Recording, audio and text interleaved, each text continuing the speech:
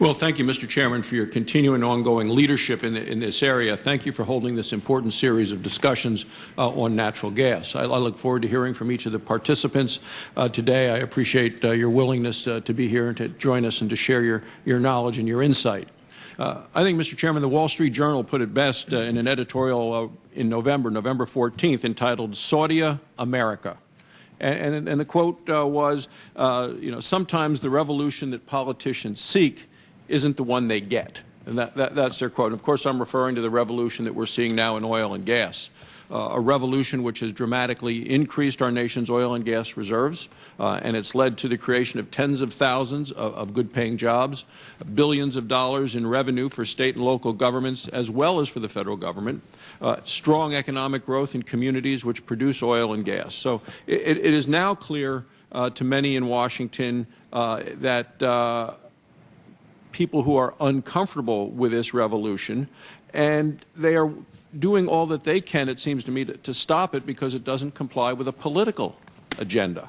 So, for example, President Obama continues to seek billions of dollars in new taxes on American energy, taxes that were only going to increase the cost for families to fuel their cars and heat their homes. Meanwhile, I believe the EPA has launched an assault on hydraulic fracturing. Last year, the EPA issued regulations based on emission data that was, and in some respects remains, significantly flawed. The Department of the Interior continues to push oil and gas production off of public lands.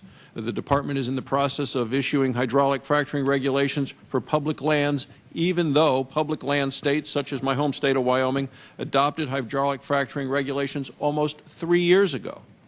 And now the Department of Energy is dithering with respect to liquefied natural gas exports.